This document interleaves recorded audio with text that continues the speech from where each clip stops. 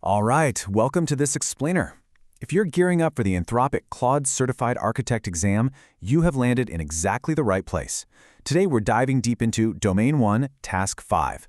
We're going to master agent SDK hooks for tool call interception and data normalization.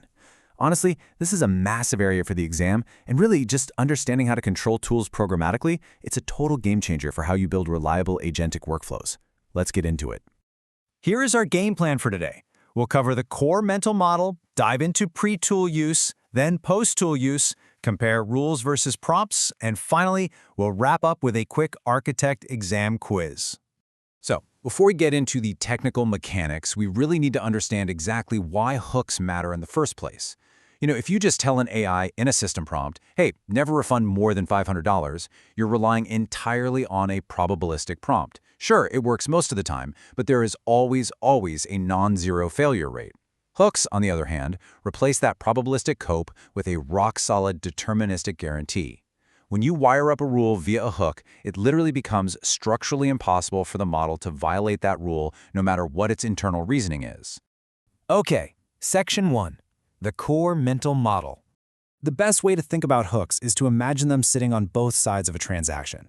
You've got the pre-tool use hook, which is basically the bouncer at the club door. It intercepts, stops, or tweaks the outgoing call before the tool ever even runs.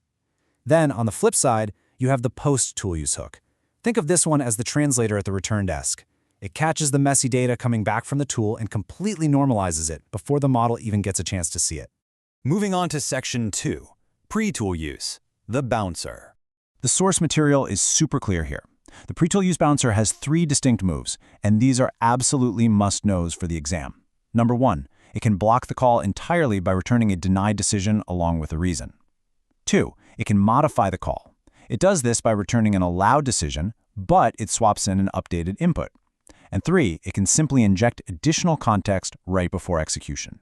Let's actually ground this in a real-world scenario. Say you have a business rule capping customer refunds at $500. A block action explicitly denies the request. So if the model tries to push through a $600 refund, the hook blocks it and hands a reason back to the model, something like, refunds over $500 require human approval. Claude reads that denial and naturally pivots to the human escalation path. Now, alternatively, a modify action allows the call, but it quietly clamps that amount down to exactly $500. The beauty here is that this modification is entirely invisible to Claude. It's a fantastic way to keep things within safe boundaries without outright rejecting the workflow. But what happens when you have a sprawling, complex system where multiple hooks or rules actually disagree with each other? Well, the precedence rule here is simple but incredibly critical for the exam. Deny beats ask, and ask beats allow. Any deny completely shuts down the call regardless of what any other hook is trying to do. This ensures that a strict compliance deny can never ever be accidentally overridden by some permissive hook buried elsewhere in your codebase. All right, Section 3, post-tool use, the translator. Now, things get really interesting when we look at how we handle messy data returning from a tool. Imagine you have different MCP tools returning the exact same concept, say a date, but in completely incompatible shapes. One spits out a Unix timestamp, another hands you an ISO 8601 string. Instead of forcing the model to burn valuable tokens trying to reconcile those incompatible formats, which is super error-prone, by the way, post-tool use just intercepts the output.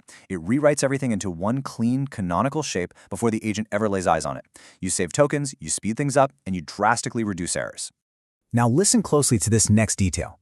The documentation highlights a bit of a historical arc regarding post-tool use, and it's a classic exam trap.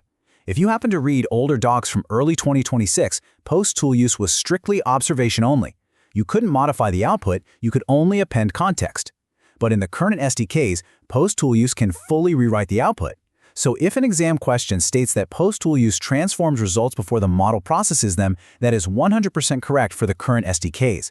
Just don't let that old legacy behavior trip you up. Because of that evolution, it is vital you keep the 2 return fields straight.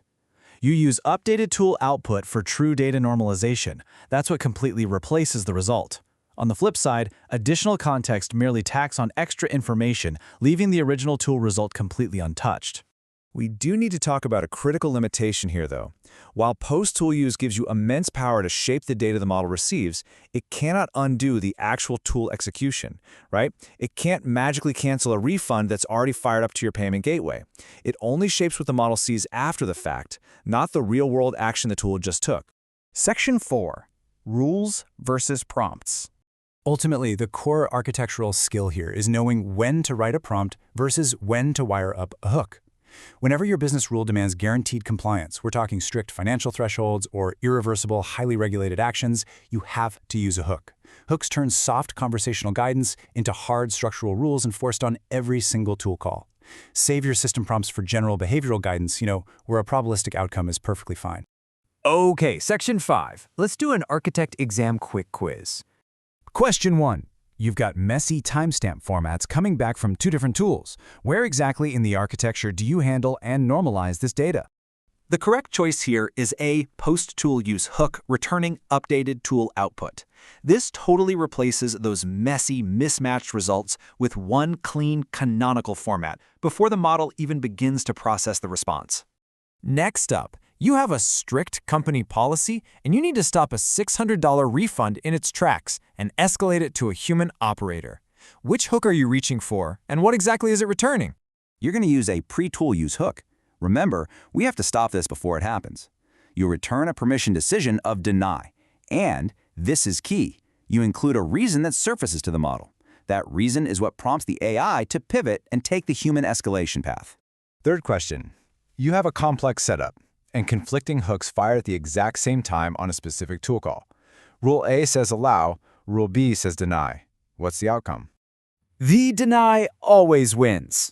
Deny takes absolute precedence over ask, which in turn takes precedence over allow. This strict hierarchy is the ultimate fail-safe for your business logic, making sure a compliance block can never just slip through the cracks.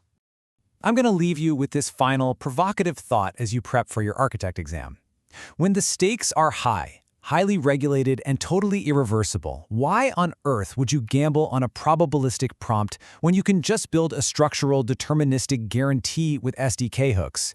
Internalizing that difference is the true secret to building reliable AI agents. Anyway, thanks so much for joining this explainer and best of luck on your exam. You're going to crush it.